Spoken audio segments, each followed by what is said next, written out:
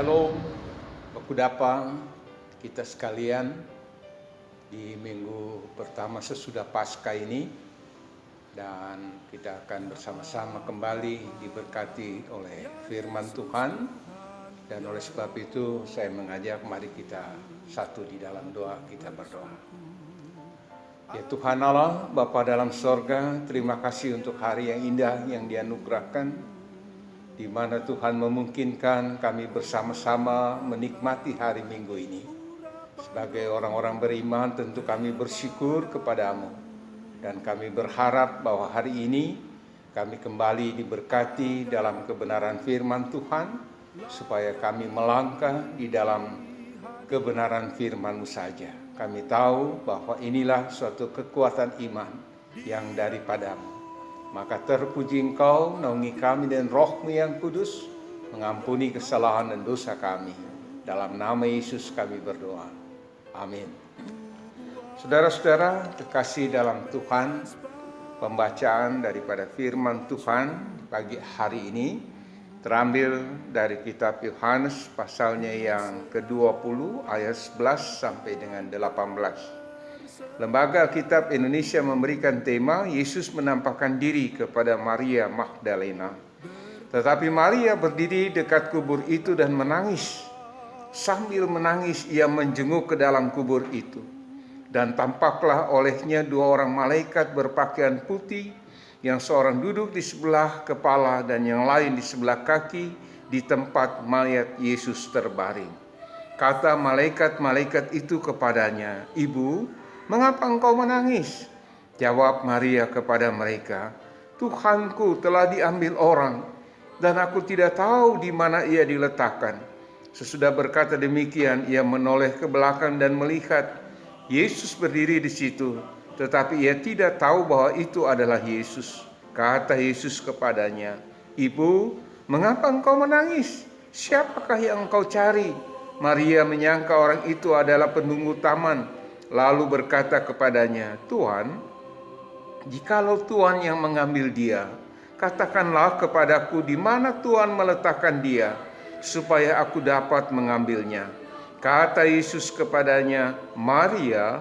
Maria berpaling dan berkata kepadanya dalam bahasa Ibrani, "Rabuni," artinya guru. Kata Yesus kepadanya, "Janganlah engkau memegang aku, sebab aku belum pergi kepada Bapa.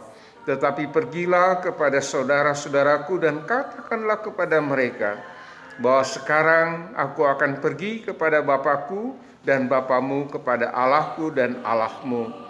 Maria Magdalena pergi dan berkata kepada murid-murid, "Aku telah melihat Tuhan," dan juga bahwa Dia yang mengatakan hal-hal itu kepadanya. Demikian firman Tuhan. Saudara-saudara jemaat yang berbahagia dan yang diberkati oleh Tuhan kita Yesus Kristus, kita tentu semua pernah merasakan bagaimana suasana kesedihan yang didasarkan dengan berbagai alasan. Ada yang duka cita, ada yang kehilangan pekerjaan, dan ada yang kehilangan pasangan hidup. Ada hal-hal lain yang terkadang semua itu membawa kita seolah-olah dalam suasana kekosongan hati dan pikiran. Karena apa? Karena di tengah suasana yang demikian, seolah-olah kita kehilangan adanya suatu pengharapan bersama, dan dengan demikian tentu inilah yang membuat terkadang kita menjadi sedih dan kita kehilangan tenaga atau kekuatan. Nah, apa yang dialami oleh Maria Magdalena ketika ia berjalan bersama dengan rekan-rekan muridnya mendapati kubur yang kosong? Mereka pulang, tapi Maria Magdalena ini tetap tinggal. Maria Magdalena ini, menurut catatan Yohanes, ialah salah seorang perempuan yang setia di dalam melayani akan Tuhan Yesus.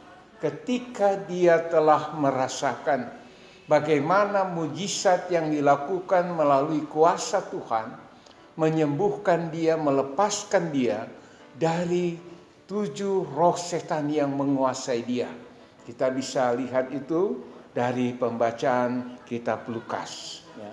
Nah, disinilah kita dapat mengambil suatu pemahaman bahwa Maria Magdalena dengan begitu sedihnya, ia menangis dan menangis terus meratap. Dia melihat bahwa kenapa terjadi yang demikian. Dalam pola pikir dia pada saat itu, seolah-olah dia kehilangan kekuatan iman di dalam memahami tentang kebenaran firman Tuhan yang telah disampaikan oleh Tuhan Yesus. Bahwa pada hari ketiga, aku akan bangkit dari kematian. Kesedihan inilah juga yang tentu sering menggoda kita, menggeser pemahaman iman kita.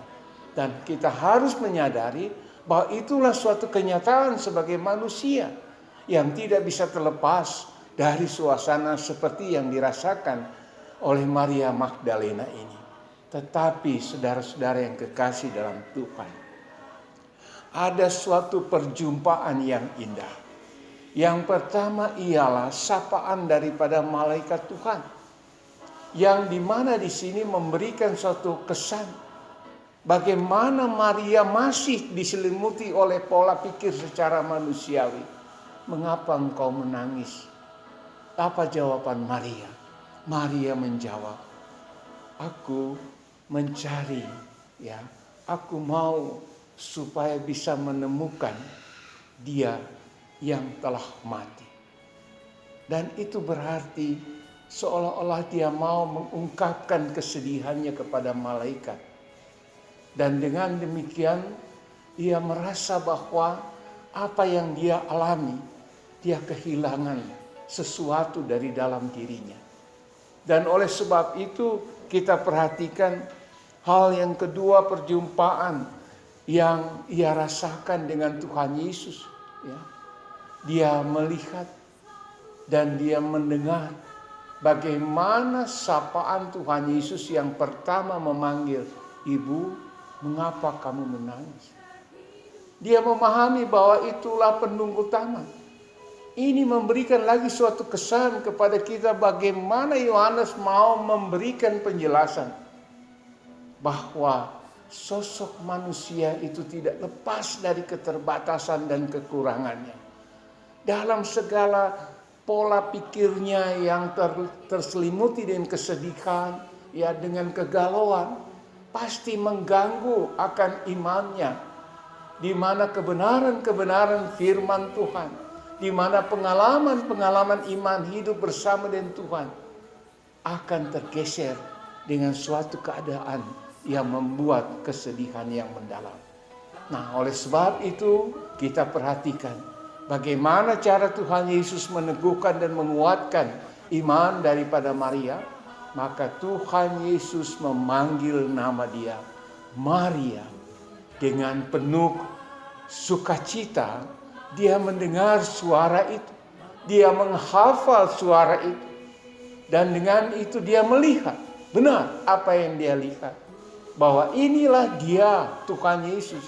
Sehingga dengan suatu suasana yang penuh sukacita dia kembali di dalam suatu kekuatan iman. Dia berani untuk berkata, Rabuni, Guru. Dia kembali menikmati bagaimana rasa hormatnya, bagaimana rasa kebersamaan selama ini dengan gurunya. Dan dia percaya bahwa inilah Tuhan yang telah bersama-sama dengan dia, yang telah bangkit dari kematian.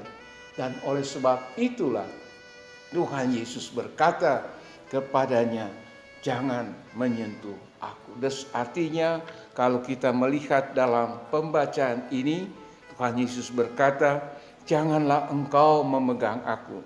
Sebab aku belum pergi kepada Bapa, tetapi pergilah kepada saudara-saudaraku dan katakanlah kepada mereka bahwa sekarang aku akan pergi kepada Bapakku dan Bapamu, kepada Allahku dan Allahmu. Inilah inti teologi daripada Yohanes.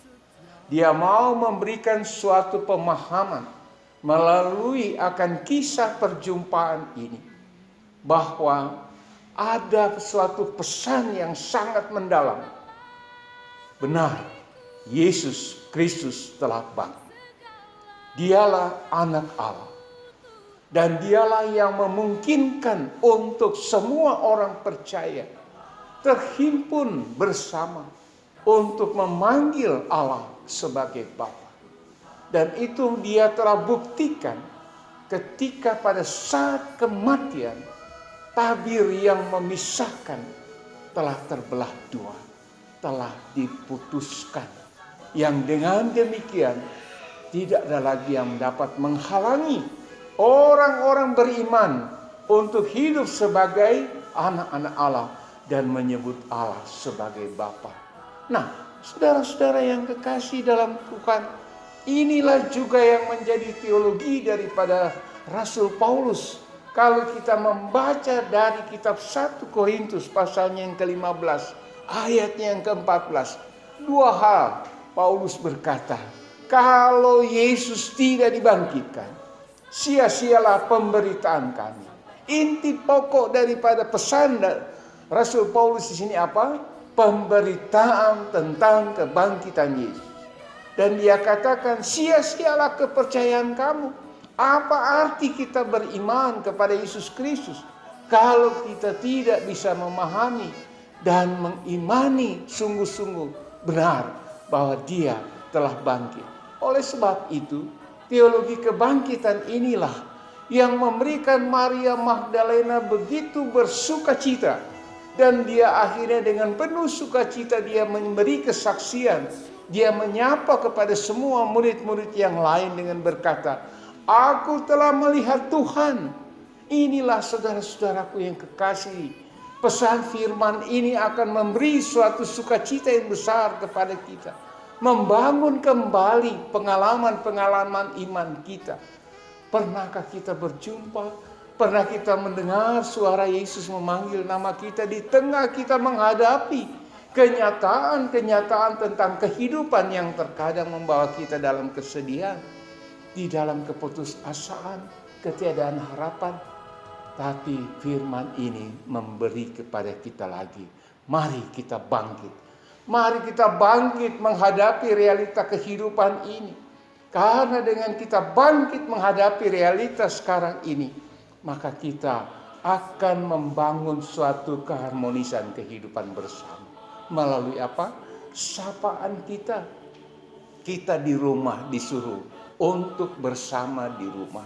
Tinggal di rumah. Berarti kita diajak untuk menyapa kembali siapa lingkungan keluarga kita. Ada orang tua kita, ada kakak, ada adik. Ada siapa di dalam rumah kita. Kita membangun lagi suatu persekutuan. Kita membangun persekutuan sebagai keluarga Kristen, keluarga yang beriman. Kita diajak menghadapi realita hidup ini bukan dalam suatu kegalauan, bukan dalam sesuatu yang membawa kita dalam pemberontakan, tapi membawa kita dalam suatu kebangkitan iman. Sehingga dengan itu kita percaya kalau Yesus yang bangkit telah mengalahkan kuasa maut, kata Rasul Paulus dalam kitab Roma pasal 6. Maka dengan demikian kita percaya bahwa kuasa kebangkitan itu jugalah yang akan menolong kita, menjaga, melindungi, memutuskan akan kekuatan virus corona yang mengancam setiap orang dimanapun berada dan dalam situasi apapun. Nah, kiranya firman ini memberi lagi suatu pencerahan dalam kehidupan kita sebagai keluarga Kristen. Selamat berbahagia untuk hidup menikmati akan sukacita kebangkitan Yesus Kristus. Amin.